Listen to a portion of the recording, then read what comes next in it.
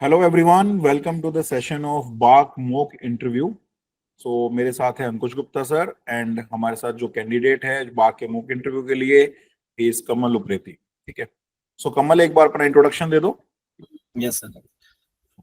So, good evening, panel members. I am Kamal Preti. I am from Nainital, Uttarakhand, and I have done my Bachelor of Technology in Chemical Engineering from Sardar Vallabhbhai National Institute of Technology. Okay, ठीक है। सो कमल, आप अभी bark के अलावा और कौन कौन से पीएसयूज के लिए प्रिपेयर कर रहे हो? सर NPCIL के लिए और अभी गेल का भी भरा है तो ठीक है, ग्रेट, बहुत अच्छे। तो अब बार्क के लिए आपके फेवरेट सब्जेक्ट्स कौन कौन से हैं preference wise? Sir mass transfer, heat transfer, chemical reaction engineering and fluid mechanics. And number 5 पे? Sir thermodynamics. थर्मोडायनेमिक्स। ठीक है, great. So mass transfer is at number 1, heat transfer is at number 2, and CRE is at number 3, yes FM is at number 4, yes and thermodynamics is at number 5, है ना? Yes sir. Okay, great great. ठीक है, तो mass transfer से शुरू करते हैं। आप मुझे बताओ मास ट्रांसफर के बारे में कि मास ट्रांसफर में different types of mass transfer क्या होता है। Sir types of mass transfer. Yes sir. Sir diffusive mass transfer and convective mass transfer और bulk. Diffusive mass transfer, convective mass transfer and bulk. ठीक है, बताओ तीनों के बारे में थोड़ा थोड़ा। सर कन्वेक्टिव और बल्क सेम ही है। डिफ्यूजन में सर जब हम अगर डिफ्यूजन हो रहा है और हम एवरेज वेलोसिटी से मूव कर रहे हैं तो सर उस केस में अगर हम ऑब्जर्वर है वो एवरेज मास एवरेज वेलोसिटी से मूव कर रहा है तो सर उस केस में होगा हमारा डिफ्यूजन। और सर बल्क कन्वेक्टिव वाला जब हम रेफरेंस जो है वो स्टेशनरी है तो उस केस में सर बल्क डिफ्यूजन होगा। ठीक है, फिक्स लॉ को डिफाइन कर सकते हो? Yes sir. Sir fix law जो होता है वो हमारा फ्लक्स को बताता है सर, जे, जो कि डिफ्यूजिव फ्लक्स को बताता है। और ये प्रोपोर्शनल होता है कंसंट्रेशन ग्रेडियंट के, और प्रोपोर्शनल से कांस्टेंट होता है डिफ्यूजिविटी। ठीक है, ठीक है। तो जो फिक्स लो हमारा होता है, फिक्स लो के अंदर हम जब फ्लक्स की बात करते हैं तो फ्लक्स हम जे ए से डिफाइन करते हैं, यस सर। है ना? और जो जे ए फ्लक्स होता है that is with respect to an observer moving with the molar average velocity well होता सर। है ना? तो वहां पर जे ए से हम क्यों डिफाइन करते हैं, वहां पे एन ए से या आई ए से क्यों नहीं डिफाइन करते? अभी सर रिकॉल नहीं कर पा रहा। ओके, ठीक है, कोई बात नहीं। ओके, मुझे बताओ कि हम ये जो मास ट्रांसफर है, मास ट्रांसफर में हमने डिफरेंट टाइप्स के फ्लक्स डिफाइन किए इन फॉर्म ऑफ एन, आई, जे, जहां पर हमने ऑब्जर्वर की बात की, है ना? Yes sir. But heat transfer के अंदर जब हम पढ़ते हैं तो हीट फ्लक्स की बात करते हैं, यस क्यू सर। की। बट वहां पे तो ऐसा कुछ नहीं बोलते ना कि heat flux with respect to stationary observer, with respect to moving observer. वहां पर ऐसा क्यों नहीं करते? मतलब मास फ्लक्स में क्यों हम ऑब्जर्वर को लेकर आए हैं? वो क्वेश्चन समझ आया तुम्हें? Yes sir. Hmm, sir mass transfer में हमारा जो है पार्टिकल का मूवमेंट होता है जो हाँ, हमारा। तो और हीट ट्रांसफर में ऐसा कुछ पार्टिकल का मूवमेंट नहीं होता, हमारे इलेक्ट्रॉन का मूवमेंट होता है। जो हमारा आउटर बॉडी होती है वो स्टेशनरी होती है। तो हम अपनी कैलकुलेशंस को वो इजी तो करने के लिए। कन्वेक्शन में है ना। हाँ सर। कन्वेक्शन में तो मूवमेंट होता है ना पार्टिकल का भी। बल्क मोशन भी होता है हीट ट्रांसफर में, कन्वेक्शन भी होता है, पार्टिकल मूवमेंट होता है, मीडियम मूवमेंट होता है। Yes sir. सर वो कन्वेक्शन होता है, नेचुरल कन्वेक्शन होता है। मास ट्रांसफर में हम अपनी कैलकुलेशंस को इजी करने के लिए उस कंसेप्ट को यूज करते इजी करने के लिए मास ट्रांसफर में तो ऑब्जर्वर कॉन्सेप्ट लेकर आए हो ना। उससे तो चीजें कॉम्प्लेक्स हो गई है। लाइक मैंने आपसे पिछला क्वेश्चन पूछा कि फिक्स लो में जे क्यों यूज किया, हैं।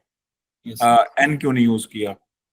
अगर मान लो ऑब्जर्वर होता ही ना, फिर तो एक ही फ्लक्स रहता हीट की तरह। तब ज्यादा आसान था डिफाइन करना। मैं खुद ब खुद क्यों हमने ऑब्जर्वर का पूरा कॉन्सेप्ट रचा, ये कहानियां रची ऑब्जर्वर ये वो। हीट में तो ऐसा कुछ नहीं किया ना हमने। Yes sir. चलो कोई बात नहीं, इंटरफेस मास ट्रांसफर को डिफाइन करो। सर इंटरफेस मास ट्रांसफर जब सर टू डिफरेंट फेजेस होते हैं और सर वहां पर जब एक इंटरफेस बनता है और उसके बीच में जो मास ट्रांसफर होता है उसे इंटरफेस मास ट्रांसफर कहते हैं। और इसके लिए डिफरेंट डिफरेंट थ्योरीज हैं, जैसे टू फिल्म थ्योरी और पेनिट्रेशन थ्योरी और सरफेस रिन्यूएबल थ्योरी।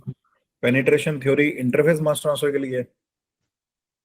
नहीं sir, two film theory interface mass transfer.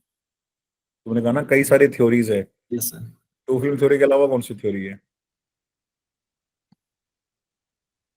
To film theory है sir.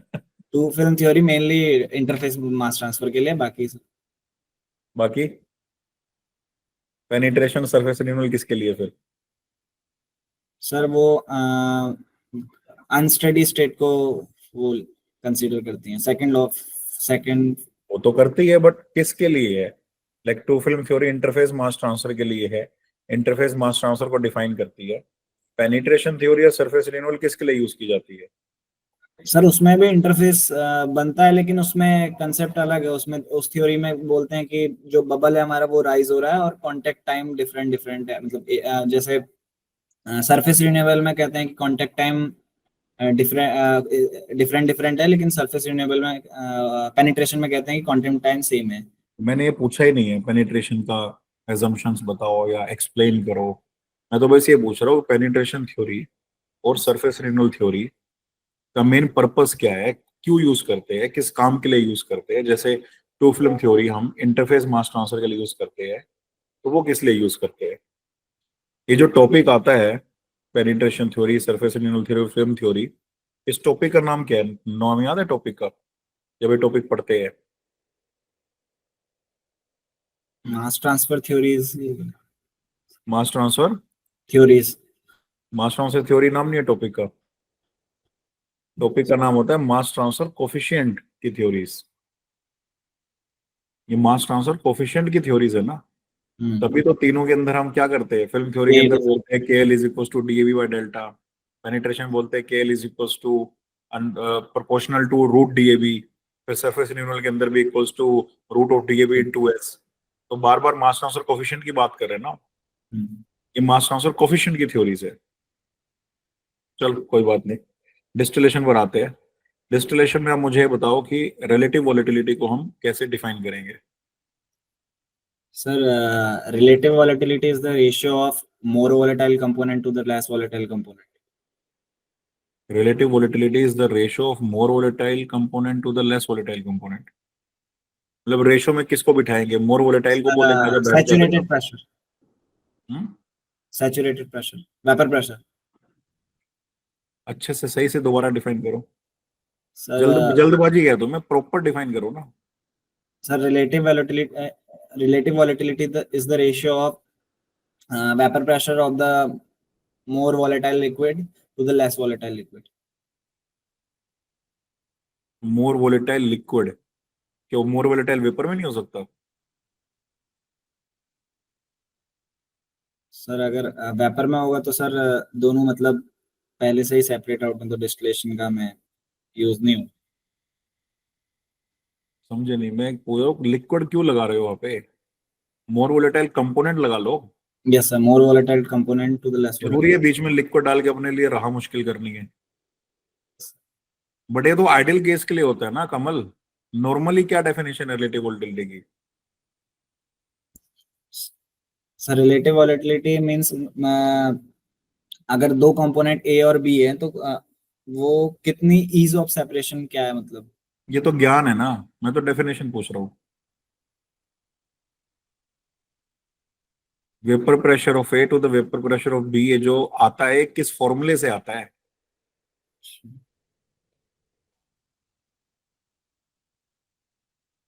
Sir mole fraction Y A upon X है। डिफाइन कैसे करोगे?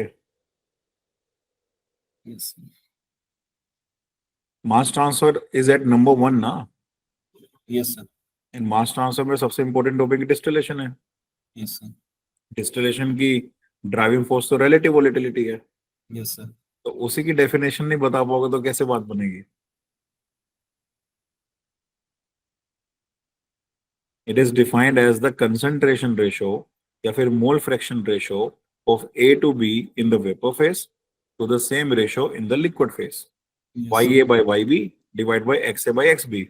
यस और इसी की हेल्प से तो रिलेशन निकलता है y is equal to alpha X divide by 1 plus alpha minus 1 into X. Yes ये पढ़ा है, डेफिनेशन नहीं पढ़ा? यस सर, यही लिखा है कॉपी में तो, बट अभी याद नहीं आया? नहीं, मैं बोला भी वो, लेकिन फिर मुझे लगा आप कुछ और पूछना चाह रहे हो मतलब। कब बोला तुमने? नहीं बोला। नहीं बोला ना मैंने, ये लिखा भी है, तो इसमें देखने लगा। कॉपी में लिखा है। मतलब ये लिखा है मैथमेटिकली, उसे फिजिकली ये इंटरप्रेट नहीं कर पाया, ये कहना चाह रहा डेफिनेशन तो यही है, फिजिकली का इंटरप्रेट कर, इंटरप्रिटेशन में पूछी नहीं थी। हूं वर्ड्स में। अच्छा चलो, वेपर प्रेशर पार्शियल प्रेशर में क्या डिफरेंस है बता दो। Vapour pressure and pressure, sir vapour pressure saturated condition में होता है मतलब, और पार्शियल प्रेशर जब दो या उससे ज्यादा कंपोनेंट हो। सैचुरेटेड कंडीशन में होता है मतलब? मींस सर अगर ओनली ए कंपोनेंट प्रेजेंट है तो उसका जो प्रेशर होगा उसके सरफेस पर, वो सैचुरेटेड प्रेशर और वेपर प्रेशर है। और वेपर प्रेशर, या ऐसे भी कह सकते हैं कि जो वन एक कंटेनर है, उसमें हमने अगर ए लिया है तो उसकी सरफेस पे जो प्रेशर लग रहा है वो उसका वेपर प्रेशर है। और अगर हमने मिक्सचर ऑफ कंपोनेंट्स लिया है तो सर मिक्सचर ऑफ कंपोनेंट्स में पार्शियल प्रेशर आएगा। ये कंटेनर है, इसमें प्योर वाटर मैंने ले लिया, इसकी सरफेस पे एटमॉस्फेरिक प्रेशर लग रहा है, तो as per you atmospheric pressure is the vapour pressure. No sir, close container में। चलो अब क्लोज कर दिया। अब बताओ। अब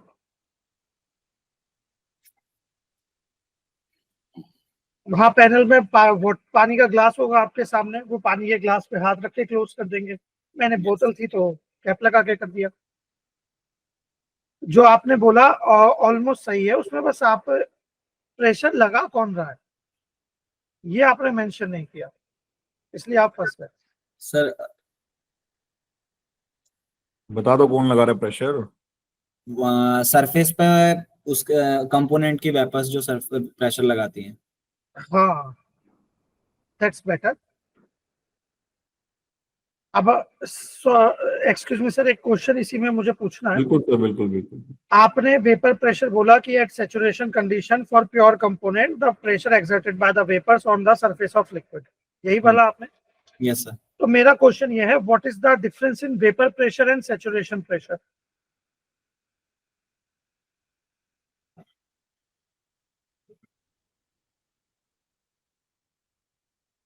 रिलेटिव ह्यूमिडिटी पढ़ी होगी ना आपने? Yes sir, I think sir both are same. तो फिर रिलेटिव ह्यूमिडिटी हमेशा 100% होती है नहीं sir. By the definition, because relative humidity is what vapour, यही होती है ना, partial pressure upon vapour pressure for air and water vapour mixture.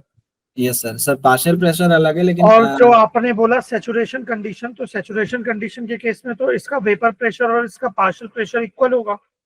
Yes, partial pressure नहीं सर, वेपर प्रेशर और सैचुरेशन प्रेशर सेम चीज है, बट पार्शियल प्रेशर अलग है। मतलब जब हमारे दो या दो से ज्यादा कंपोनेंट होंगे तो उस टाइम पर जो सरफेस पे ए कंपोनेंट लगा रहा है प्रेशर, वो पार्शियल प्रेशर ऑफ ए, जो बी कंपोनेंट लगा रहा है वो partial pressure of B. Okay. One last question from my side, then sir will continue. What is the vapor pressure is a characteristic of what, and partial pressure is a characteristic of what? Which phase or medium? मैं समझ नहीं पाया sir question. Vapour pressure मेरा किस चीज का characteristic है? Liquid का, सॉलिड का, गैस का? एंड सिमिलरली पार्शियल प्रेशर किस चीज का?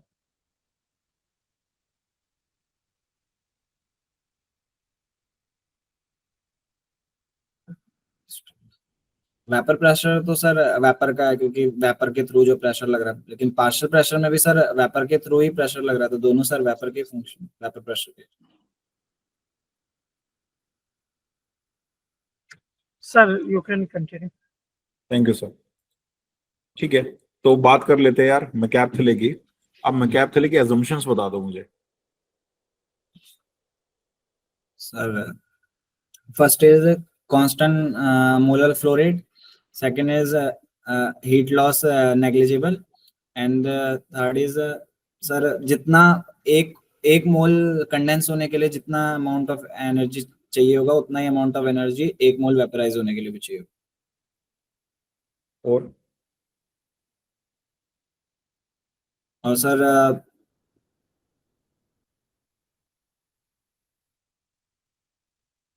जो फ्लो रेट होगा स्ट्रीपिंग सेक्शन का वो हर ट्रे पर सेम होगा लिक्विड और गैस का, और सेम है फॉर द एनरिचिंग सेक्शन। ये तुमने बोल तो दिया कांस्टेंट मोलर फ्लो रेट, उसी को दोबारा बताओगे क्या?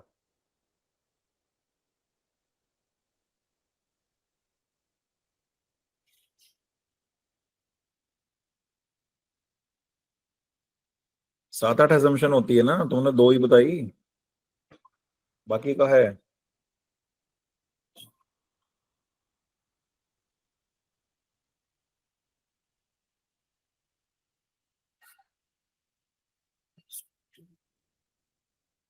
फीड के टाइप्स बता दो। सर फीड के टाइप्स सुपर हीटेड और सैचुरेटेड। सैचुरेटेड क्या? सैचुरेटेड कमल?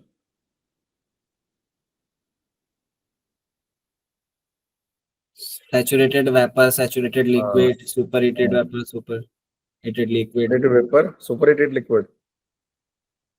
नहीं, मतलब super heated vapour, saturated liquid, हाँ, और सर मिक्स भी हो सकता है, मतलब हाँ तो नाम बताओ ना। पार्शियली कंडेंस लिक्विड और पार्शियली कंडेंस। कंडेंस्ड लिक्विड या simply partially liquid? Partially liquid, partially condense vapour actually. Partially condensed vapour क्यों, कहाँ से लेकर आ रहे हो नाम ये? पार्शियली लिक्विड काफी है भाई। पार्शियल वेपर बोल दो, पार्शियल लिक्विड बोल दो। और Yes. और बताओ। पांच। पांच दोबारा बताओ, चलो पांच। Sir saturated vapour, saturated liquid, super heated vapour, सब कूल्ड लिक्विड, और सर पार्शियल वेपर, और ये पार्शियल लिक्विड। ठीक है, इन सब के लिए क्यू की वैल्यूज बता दो, Q values. Yes sir Q value greater than 1 for subcooled liquid, in between 0 and 1 for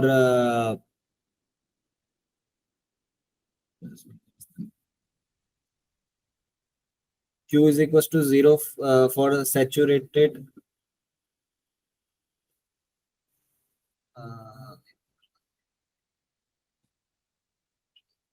Q is equals to 1 for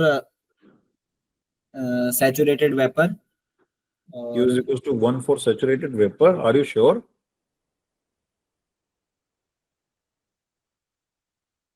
Sorry, saturated liquid. Q is equals to 0 for saturated vapor.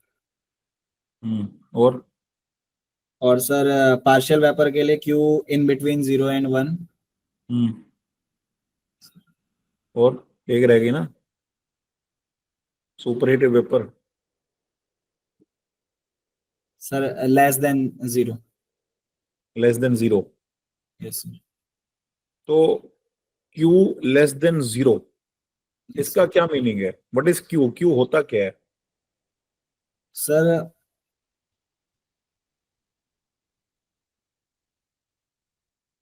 Q हमें क्या बताता है? कि हमें उसे vaporise करने के लिए कितना हीट चाहिए अपॉन ये लेटेंट हीट। वेपराइज करने के लिए किसे वेपराइज करने के लिए? जो हमारा फीड है, फीड को वेपराइज करने के लिए कितना हीट चाहिए divide upon by the latent heat. Yes sir. तो इस बेसिस पे Q नेगेटिव हो गया सुपर हीटेड वेपर के लिए, थोड़ा ये समझा दो। सर मतलब कि हमें ऑपरेटिंग कंडीशंस पे लाने के लिए उसे पहले कूल करना होगा। दोबारा से थोड़ा सही से एक्सप्लेन करो। Yes sir.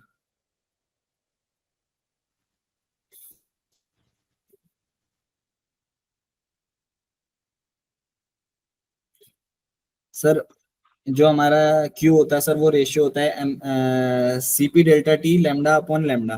तो सर जो हमारा डेल्टा टी होता है वो होता है टी ऑफ फीड,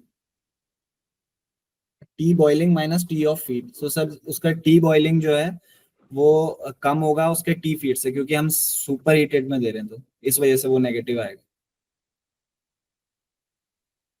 ठीक है, सही बोल रहे हो। स्लोप बता दो चलो सबके। Yes sir. सैचुरेटेड लिक्विड का पॉजिटिव होगा, और सर सुपर हीटेड का सुपर हीटेड लिक्विड का स्लोप पॉजिटिव होगा, फिर से सोच लो भाई। सर सबकूल्ड लिक्विड का स्लोप पॉजिटिव होगा। तो तुम गलत और क्यों बता रहे हो हर बार सैचुरेटेड लिक्विड के लिए? खास दोस्ती है तुम्हारी इससे। नहीं सर, सुपर हीटेड लिक्विड के लिए सर पॉजिटिव होगा, और सैचुरेटेड वेपर के लिए, सैचुरेटेड लिक्विड के लिए वन इनफाइनाइट होगा। और सर सैचुरेटेड लिक्विड के लिए 0 होगा, और पार्शियल वेपर के लिए नेगेटिव होगा। और सर अगेन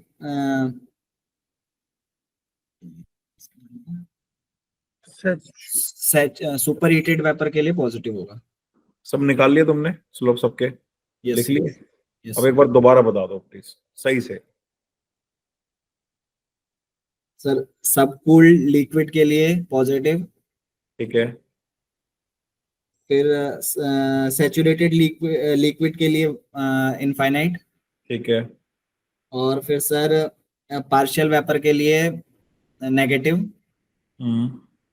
फिर सर सैचुरेटेड वेपर के लिए 0, हम्म। फिर सर अगेन सुपर हीटेड के लिए पॉजिटिव। पॉजिटिव। यस ठीक है। तो सुपर हीटेड के लिए भी पॉजिटिव है, सुपर हीटेड वेपर के लिए, यस सर और सबकूल्ड लिक्विड के लिए भी पॉजिटिव है। Yes sir. तो अब ये कैसे पता लगेगा कि मैकैप थ्री में जो सबको लिक्विड की फीड लाइन है वो कहाँ ड्रॉ करनी है, और जो सुपर हीटेड वेपर की फीड लाइन है वो कहाँ ड्रॉ करनी है? दोनों के लिए तो पॉजिटिव है। Yes sir.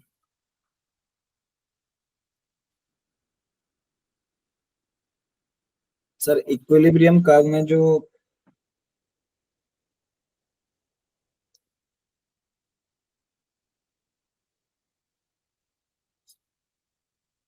Sir equilibrium curve से हम उसको जो फीड की कंडीशन है उससे लेफ्ट हैंड साइड को ड्रॉ करेंगे। दोनों का पॉजिटिव है ना, तो दोनों को एक साथ ड्रॉ करेंगे कि अलग अलग ड्रॉ करेंगे? नहीं सर, अलग अलग। तो वही तो दोनों का पॉजिटिव तुमने बताया, तो किसको कहाँ ड्रॉ करना है ये कैसे पता लगेगा?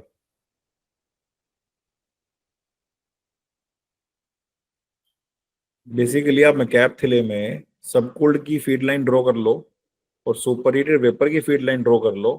मेरा Yes. वही क्वेश्चन है कि तुमने जैसे ड्रॉ की होगी वैसे ही ड्रॉ क्यों की है?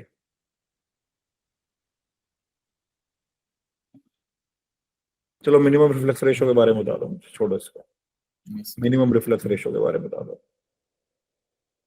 सर मिनिमम रिफ्लक्स रेशियो तब होता है जब हमारा रेक्टिफिकेशन सेक्शन की लाइन और स्ट्रिपिंग सेक्शन की लाइन और फीड लाइन हमारा इक्विलिब्रियम कर्व पे इंटरसेक्ट करती है। उस टाइम पर सर हमारे इनफाइनाइट नंबर ऑफ ट्रेज निकलते हैं जब हम मिनिमम रिफ्लक्स रेशियो लेते हैं। ठीक है। तो मिनिमम रिफ्लेक्स रेशियो से कॉलम को कोई बेनिफिट है क्या? सर कॉलम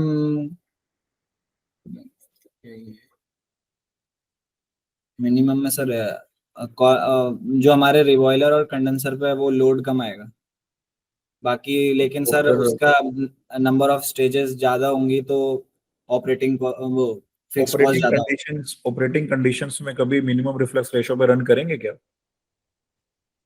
नहीं सर। ऑपरेटिंग के लिए सही है, लेकिन फिक्स्ड जो हमारे नंबर ऑफ ट्रेज है वो इनफाइनाइट है, तो फिक्स कॉस्ट ज्यादा हो जाएगी, लेकिन ऑपरेटिंग कॉस्ट तो कम ही रहेगी। नहीं, मैं ये पूछ रहा हूँ कि जब कॉलम को हम इंडस्ट्री में यूज करेंगे यस तो सर। क्या हम कभी मिनिमम रिफ्लेक्स रेशो पे रन करेंगे? सर नहीं, ऑप्टिमम पे करेंगे। ऑप्टिमम पे करेंगे, मिनिमम पे नहीं करेंगे ना? तो यस सर। मिनिमम फिर पढ़ते ही क्यों है हम? बुक में क्यों है कॉन्सेप्ट ये? इसका जब कोई यूज ही नहीं है तो।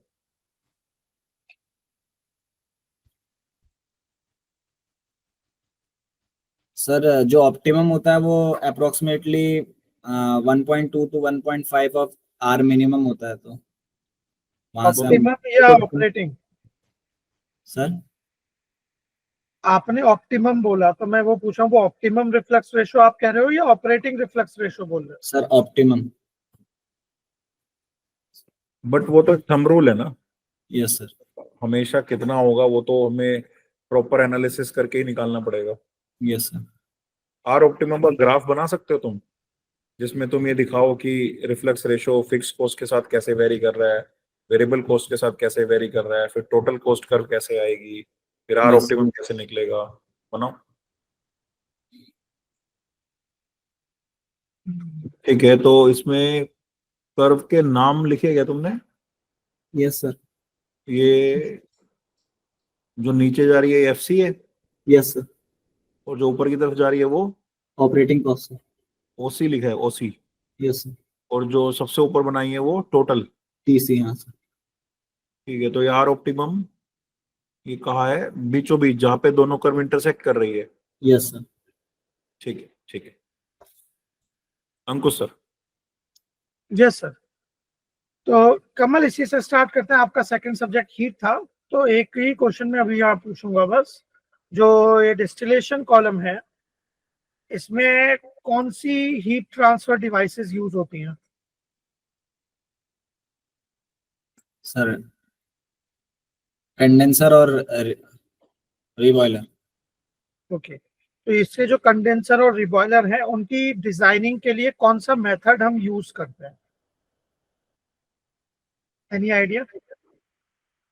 Sir Kern's method. Turns method yes और sir. Both? Sir basically heat exchanger के लिए कंस मेथड करते हैं, तो दोनों हीट एक्सचेंजर ही हैं एक टाइप से, तो। नहीं, ऐसे बेसिकली तो Kern's method shell and tube के लिए ही यूज करते हैं। Yes sir. तो मतलब ये दोनों आपके shell and tube heat exchanger का ही टाइप है, ये आप नहीं, कह रहे हो? नहीं सर। तो वही तो मैं पूछ रहा हूँ। अगर आप ऐसे कुछ मेथड बोल रहे हो तो आपको फिर साथ में उसका वो भी बोलना होगा ना, रीजनिंग। चलो मैंने। कोई बात नहीं, छोड़ो। मेरा सीआरई, आपका थर्ड सब्जेक्ट सीआरई है, तो सीआरई से मैं कुछ क्वेश्चंस पूछूंगा। What is chemical reaction? Sir chemical reaction sir, conversion of component A into component E by activation energy को पार करके सर, जब एक स्टेट से दूसरे स्टेट में कन्वर्जन होता है किसी भी कंपाउंड का, तो sir it is an chemical reaction. वो तो डिफ्यूजन में भी होता है। Diffusion molecules high concentration point से लो कंसंट्रेशन पॉइंट तक जाते हैं, तो वहां पे भी एक एनर्जी बैरियर आ जाता है, if diffusivity is not a function of temperature.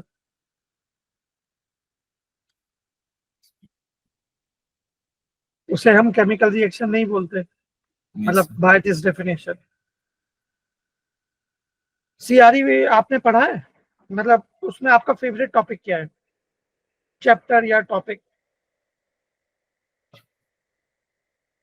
Sir design column, designing of reactor reactor. Design. Yes. अच्छा, तो आपके पास पेपर पेन है ना? यस तो सर। एक मैं डेटा दे रहा हूँ। सपोज मेरे पास एक फर्स्ट ऑर्डर रिएक्शन है, लिक्विड फेज, यस सर। जिसमें फीड रेट है मेरा, लेट्स से 5 लीटर पर minute. Yes sir. Initial concentration है कंपोनेंट ए जो आपने बोला उसकी 2 मोल पर लीटर। Yes sir. के की वैल्यू आप 0.1 ले लो मिनट इनवर्स, यस सर। और डिजायर्ड कन्वर्जन मान लो 80% है। Yes sir. आप मुझे ये बता सकते हो कि how we can, what will be the volume of CSTR and PFR, volume required? Sir CSTR के केस में 200 लीटर एंड सर PFR के केस में सर 50, कैलकुलेट करना पड़ेगा, 50 LN 1/5। 80 लीटर के आसपास आती है। तो यहाँ पे मेरा 80 लीटर के आसपास आती है, वो आप चाहो तो लिख भी लेगा, है ना, बाद में चेक लो। तो मेरा क्वेश्चन ये है कि why the volume difference is there? CSTR में क्योंकि सर सडन ड्रॉप होता है कंसंट्रेशन का, तो सर वहां पर हमारा जो रेट होता है वो स्लो होता है, तो उससे सर पॉजिटिव ऑर्डर के लिए हम CSTR को प्रेफर ना करके PFR को इसलिए प्रेफर करते हैं। और क्योंकि PFR में सर एक ग्रेजुअल डिक्रीज होता है, तो रेट हमारा मेंटेन रहता है हाई। करेक्ट। तो just because of this, for positive order reaction we prefer PFR always, yes sir. but industries में तो मोस्टली जगह, कोई एग्जांपल दे सकते हो इंडस्ट्री, किसी इंडस्ट्री का जहां पॉजिटिव रिएक्शन के लिए उन्होंने CSTR ना यूज करके PFR यूज किया हो? ओके, कोई बात नहीं। तो यहाँ पे मेरा नेक्स्ट क्वेश्चन ये है, can you draw these performance curve of these two reactors? Just say yes or no. Yes sir. Okay. And what about the exit concentration for both the reactors? Will be same or different? Sir जो मैंने आपको problem दिया था, for that problem, the exit concentration for both the reactors will be same or different? Yes sir, exit concentration same ही होगी क्योंकि conversion दोनों का 80% है। Correct. So here, if I increase the temperature, yes sir. ठीक है, चलो छोड़ो वो बाद में करेंगे। आपने बोला डिजाइनिंग, तो यहाँ पे आपका CSTR का वॉल्यूम आ गया, तो now how will you design this reactor? मतलब what will be the diameter and height, वो कैसे डिसाइड करेंगे, कैसे कैलकुलेट करेंगे? चलो PFR का ही बता दो, उसकी लेंथ और डायमीटर कैसे डिसाइड करेंगे? सर हमें फ्लो रेट पता है, तो वहां से हम वॉल्यूम पता है और फ्लो रेट पता है। हाँ, तो उससे स्पेस टाइम आ जाएगा, बट मैं डायमीटर, लेंथ, हाइट की बात कर रहा हूँ। सर वॉल्यूम हमें पता है, तो वहां पर वॉल्यूम का फॉर्मूला लगा के πd²L। तो उससे D और L का एक इक्वेशन बनेगा, पर दो अननोन है तो सेकंड इक्वेशन भी चाहिए। Yes sir. ये क्या है, क्या शेप है ये? Kind of a cylindrical pipe. Yes sir. तो इंडस्ट्री में आपने शेड्यूल नंबर पढ़ा है? Yes sir. क्या होता है? Schedule number sir pipe thickness को बताता है। होता क्या है, मतलब कैसे डिफाइन करेंगे? मतलब कोई आपसे पूछे व्हाट इज शेड्यूल नंबर, तो how will you define it? वो तो सर सिग्निफिकेंस हो गया जो आपने बोला, मैं सिग्निफिकेंस की बात नहीं कर रहा, पहले मीनिंग की बात कर रहा हूँ, डेफिनेशन की बात कर रहा हूँ। नहीं पता सर, शेड्यूल सिग्निफिकेंस ही पता है कि नहीं वो तो ठीक है, वो आपने बता ही दिया। तो for in industries, you know, there are different types of cylindrical pipes, tanks, everything in almost every industry we use. So Yes. there are certain standards available in the market. जो भी pipe manufacturing, tank manufacturing companies हैं, they manufacture these pipes, cylindrical tanks based on certain standards most Yes. of the time. तो आपकी requirement के according आप decide कर सकते हो what should be the standard for your particular reaction or reactor, ठीक है? मटेरियल ऑफ कंस्ट्रक्शन क्या होना चाहिए, उसके अकॉर्डिंग उसकी थिकनेस क्या रिक्वायर्ड आपके लिए है, ठीक है। और फिर उसमें इंटरनल स्ट्रेसेस जो होते हैं वो सारी चीजें मिला के आपका फिर L/D रेशो एक आप आइडिया लगा सकते हो कि किस स्टैंडर्ड का आपको चाहिए। Yes sir. तो एक वैल्यू वो आ गई, सेकंड वैल्यू आपने खुद ही बता दी थी equation. Yes sir.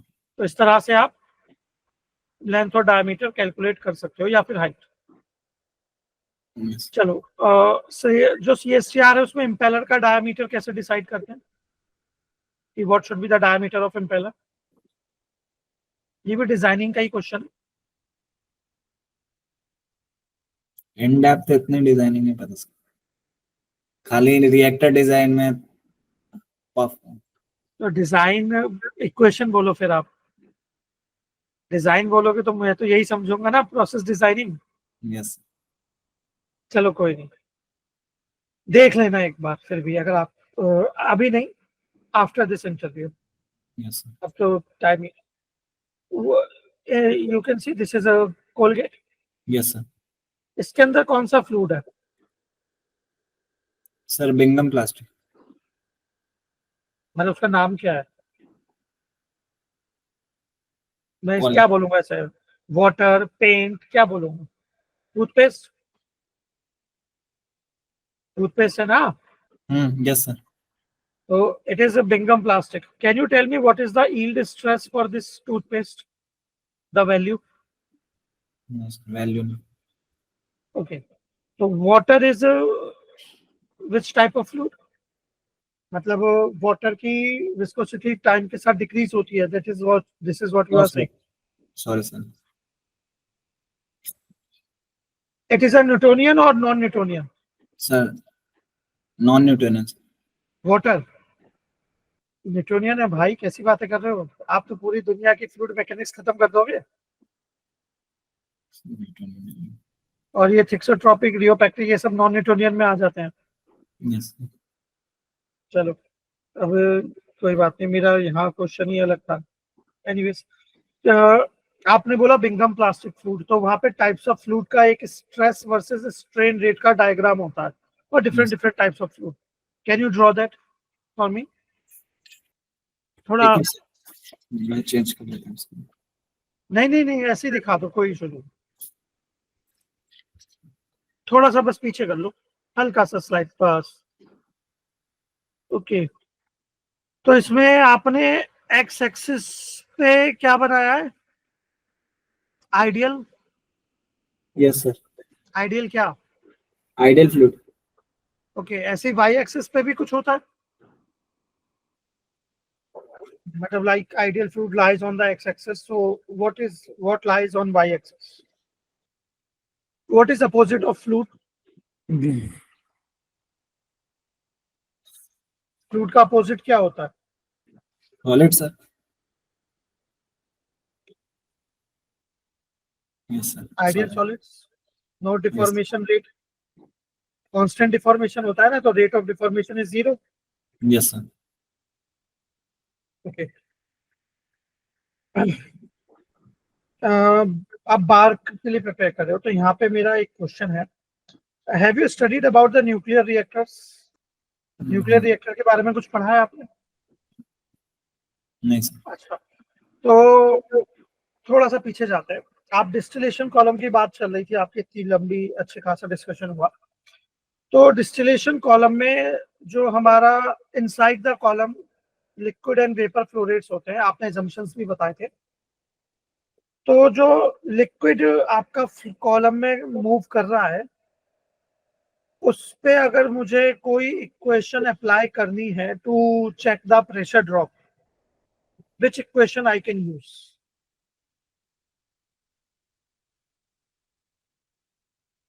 for liquid as well as for vapors?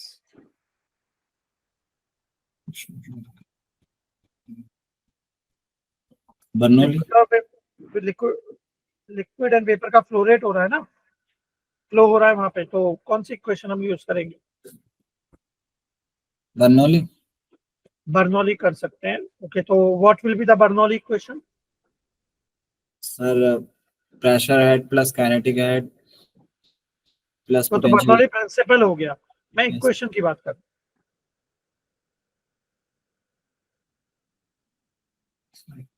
P1 plus half rho V square plus rho GH is equals to P2 is equals to half rho V2 square plus rho GH 2. ये तो ideal case हो गया, मतलब distillation column में जो liquid और vapour flow हो रहे हैं वहां कोई हेड लॉस कुछ नहीं होता। सर लॉसेस में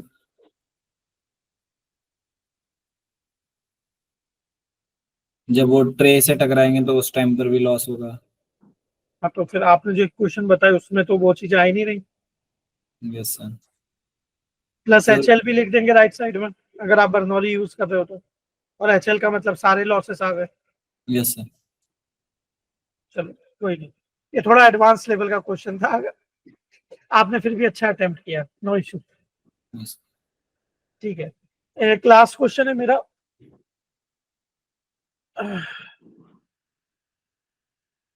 What is the difference between drag force, pressure force and lift force? Provided that मैं आपको क्लियर करता हूँ, क्वेश्चन यही बताना है आपको, difference in drag force, lift force and pressure force. ठीक है, सिनेरियो क्या है, लिक्विड इज, सपोज रिवर का ही फ्लो ले लो, अब क्या कॉलम के अंदर जाए, रिवर फ्लो ले लो। अभी कुंभ हुआ है कुछ महीने पहले, तो रिवर के फ्लो के अकॉर्डिंग आप बता दो उसमें ड्रैग फोर्स कैसे कैलकुलेट करेंगे, क्या होगा, लिफ्ट फोर्स क्या होगा और प्रेशर फोर्स, उनमें डिफरेंस क्या होगा, ये सब, या कोई रिलेशन है तो क्या होगा। सर जैसे रिवर में अगर कोई पार्टिकल है तो सर उसकी सरफेस पे जो फ्रिक्शन फोर्स लगेगा सर वो उसके सरफेस पे जो फोर्स लगेगा वो सर ड्रैग फोर्स होगा, और जो बायोन्सी की वजह से उस पर जो फोर्स लग रहा है वो लिफ्ट फोर्स हो गया। और जिस लेवल पर वो है उस पर जो वाटर से रो GH प्रेशर फोर्स लग रहा है, प्रेशर वो प्रेशर फोर्स। ये तो आपने वाई एक्सिस के अकॉर्डिंग बता दिया, बट एक्चुअल डायरेक्शन में प्रेशर ड्रॉप होगा नहीं होगा। सर वहाँ एक्सियल डायरेक्शन में तो सर सेम ही होगा प्रेशर। तो फिर वो कैसे हो रहा है।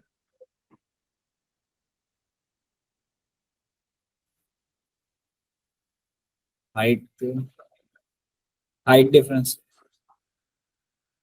पोटेंशियल। तो हाइट छोड़ो, मैं यहाँ पे एक प्लेट रख देता हूँ, सपोज ये कोई मेरी फ्लैट प्लेट है, यस सर। इस पर मैंने यहाँ से पानी रख दिया, अब उसमें फ्लो होगा नहीं होगा, और होगा तो किस रीजन से होगा। सर अगर प्रेशर डिफरेंस होगा तो फ्लो होगा। सर जो परपेंडिकुलर लग रहा फोर्स लगेगा वो सर प्रेशर फोर्स होगा।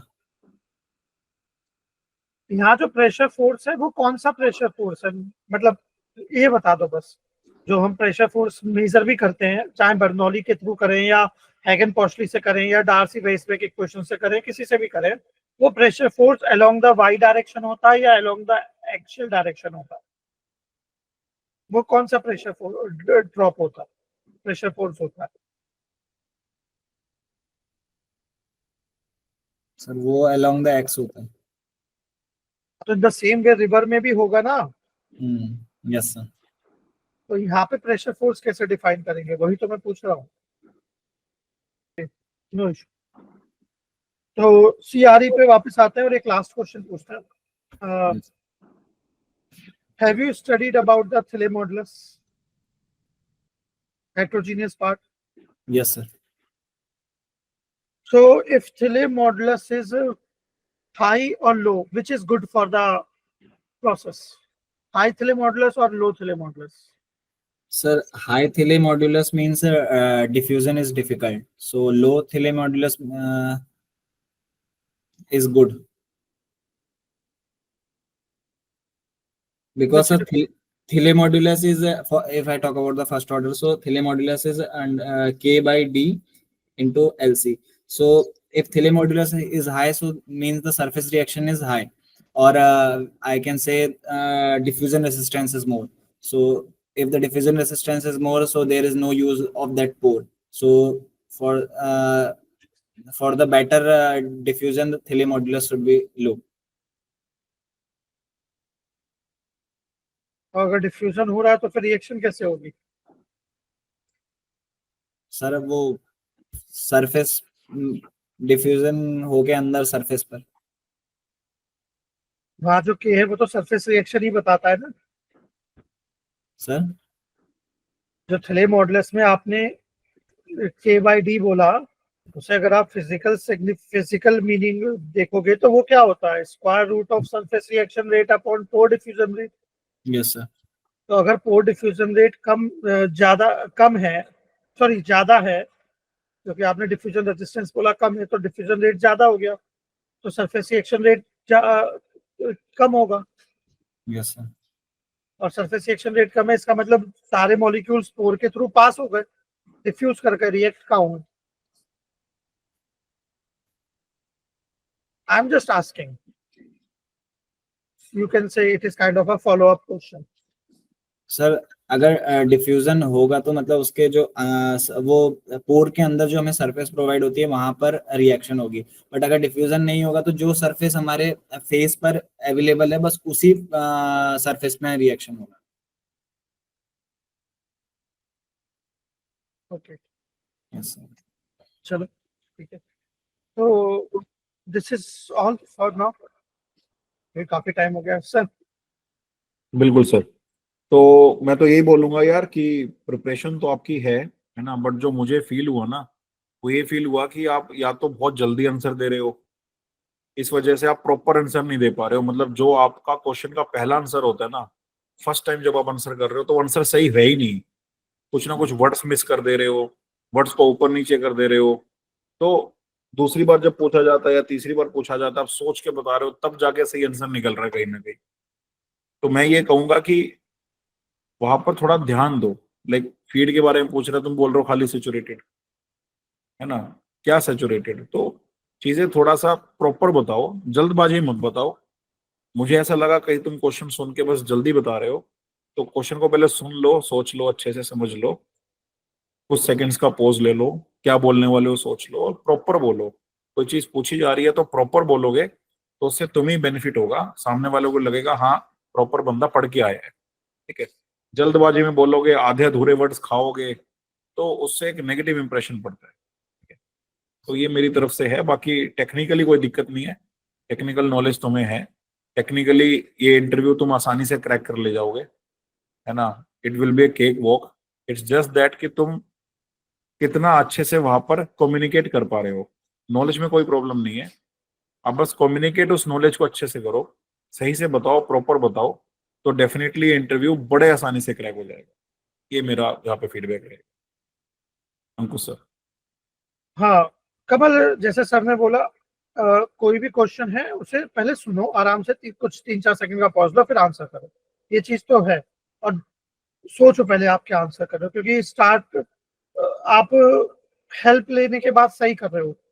ठीक है, तो ये चीज ध्यान रखना। बार्क में ये चीज होती है, पैनल में जो 4-5 लोग होंगे उनमें एक पर्सन कोई ना कोई ऐसा होगा जो आपको हिंट देने का ट्राई करेगा अगर आप कहीं स्टक हो रहे हो तो। If they feel like yes you can answer, let's check कि इसे हम थोड़ा सा अगर सपोर्ट करें तो ये मतलब वो वाली बात है ना कि अगर हमने उंगली पकड़ाई तो ये हाथ पकड़ लेगा, तो वो ऐसा कर चाहते हैं, तो वो छोटे छोटे हिंट देते हैं। तो आपको मेंटली वहां प्रेजेंट रहना होगा पैनल में। जैसे सर ने बोला ना, it can be a cake walk for you. अगर आप वहां मेंटली प्रेजेंट रहे और सारी चीजों पे फोकस करो कौन क्या बोल रहा है, तो वहां पे कोई एक पर्सन डेफिनेटली आपको हेल्प करने का या हिंट देने का ट्राई जरूर करेगा। मे बी नॉट नेसेसरी की ऑलवेज, बट या एट सम और मोस्ट ऑफ द केसेस और डिस्कशंस। ठीक है, और बाकी अपना आराम से आंसर करो, कोई जल्दबाजी नहीं है, सोच कर। क्योंकि कुछ जगह आप, मैंने यहाँ पे भी देखा, जैसे सीआरई में आपने बहुत सारी चीजें बोली, रिएक्टर डिजाइन बोल दिया आपने, उसे आप फिर क्लियर करो डिजाइन इक्वेशन, क्योंकि वो ऐसा पूछ सकते हैं वहाँ इंटरव्यू में भी, बात में होता है ऐसा। अगर चैप्टर में उन्होंने स्टार्टिंग में 2-3 क्वेश्चन पूछे, बच्चा अगर बाई चांस कहीं स्टक हो गया या फंस गया, तो वो सीधा कह देते हैं अच्छा आपने क्या टॉपिक पढ़ा है या कौन सी बुक से पढ़ा है, तो फिर उसी टॉपिक के ऊपर डिस्कशन स्टार्ट होता है टू मेक यू कंफर्टेबल। क्योंकि हर कोई नर्वस होता है स्टार्टिंग में, तो वो नेचुरल है। ठीक है, और एक चीज मुझे जो आपकी बहुत अच्छी लगी थी स्टार्टिंग में, जब सर ने एक क्वेश्चन पूछा था तो आपने सीधा बोला था कि सर मुझे आइडिया नहीं, I am not able to recall. तो ये चीज बहुत बढ़िया है, अगर आपको नहीं पता तो सीधा मना करो, कहानी बनाने की जरूरत नहीं है, ठीक है, क्योंकि उससे आपका टाइम और उनका टाइम दोनों बचेंगे, फिर वो कुछ नया आपसे पूछ सकते हैं, ठीक है। और एक चीज और मैं फीडबैक दूंगा कि क्वेश्चन सुन के उसका आंसर दो। जैसे सर ने भी एक जगह पूछा था मीनिंग डेफिनेशन, आप सिग्निफिकेंस बताने लगे थे, सेम मैंने भी आपसे एक जगह को पूछा था, तो आप डेफिनेशन मीनिंग क्या है इसका, आप सिग्निफिकेंस बता दिए, फिर आप शेड्यूल नंबर का, फिर आपने कहा सर मीनिंग नहीं पता। तो क्वेश्चन क्या है, क्वेश्चन पूछा है वो how will you define this schedule number, define, है ना। अब आप उसमें सिग्निफिकेंस बताओगे तो वो अलग हो गया ना, क्योंकि इस तरह से फिर आप भी फंसोगे, क्योंकि आप उन्हें कुछ और कंटेंट दे रहे हो, फिर वो आपसे क्रॉस क्वेश्चन आपके दिए हुए आंसर पे पूछेंगे, फिर वो डिस्कशन आगे फंड एप्लीकेशन बेस पे जाएगा, ठीक है। अगर नहीं पता तो आप साफ मना कर दो, कोई इशू नहीं है, it's fine, okay. So this is from my side. बाकी थोड़ा सा स्माइल रखना चेहरे पे, यस सर। जैसे स्टार्टिंग में थी, ट्राई करना पूरे 1 घंटे 1.5 घंटे का जो भी आपका डिस्कशन होता है उसमें आप आराम से स्माइल के साथ रहो, ठीक है। उन्हें लग फील नहीं होना चाहिए कि आप नर्वस हो भी रहे हो, अगर कहीं होते हो तो। यस, बाकी all the best. Thank you sir. Sir एक क्वेश्चन था मेरा। हाँ बोलो बोलो। सर मैं जैसे मास ट्रांसफर में मतलब ज्यादा स्टक हुआ, तो मतलब क्या मुझे मास ट्रांसफर सर आपके अकॉर्डिंग मास रखना ट्रांसफर कभी भी 1 पे नहीं रखना चाहिए। मास ट्रांसफर चाहे कितना ही तुम्हारा फेवरेट सब्जेक्ट हो, बट आइडियली उसे अगर बहुत स्ट्रॉन्ग है तो 2 पे रखो, 1 पे नहीं रखो। चाहिए? मास ट्रांसफर बहुत वास्ट है यार, मतलब मतलब आइडिया इज फर्स्ट पे वो सब्जेक्ट रखो जहां पे